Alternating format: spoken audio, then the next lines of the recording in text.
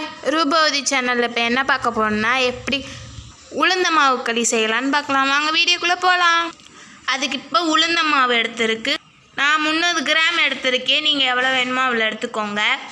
நான் வந்து வெல்லம் எடுத்திருக்கேன். நீங்கள் கருப்பட்டினாலும் எடுத்துக்கலாம். கருப்பட்டி இதோட நல்லாயிருக்கும்.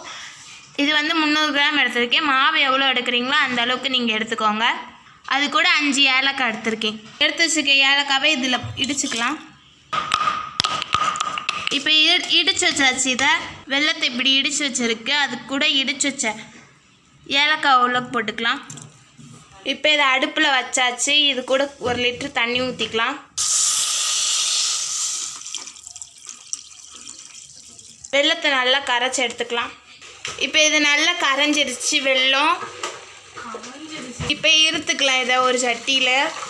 ஓகே, இதை அடுப்பில் வச்சுக்கலாம். அப்புறம் மாவு போட்டுக்கலாம். இது நல்லா கொதிச்சிருச்சு. இது கூட மாவு ஆட் பண்ணிக்கலாம். தூவி விட்டுக்கலாம். தூவணும். இது அப்படியே வேக வைக்கிறதுக்காக இதை மூடி வச்சுக்கலாம்.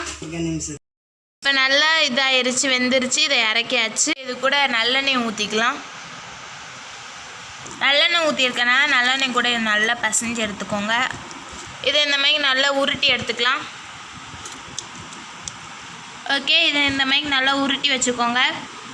உளுந்த மாவு எப்படி இது பண்ணால் 2 மடங்கு பச்சரிசி எடுத்துக்கோங்க. அது கூட 1 மடங்கு உளுந்து எடுத்து நல்லா திரித்து உளுந்த மாவு எடுத்துக்கோங்க. அதை இந்த மாதிரி செஞ்சு சாப்பிடுங்க. அது உடம்புக்கும் நல்லது. நம்மளோட குறுக்கு வலி, கால் வலியெல்லாம் கேட்டுரும்.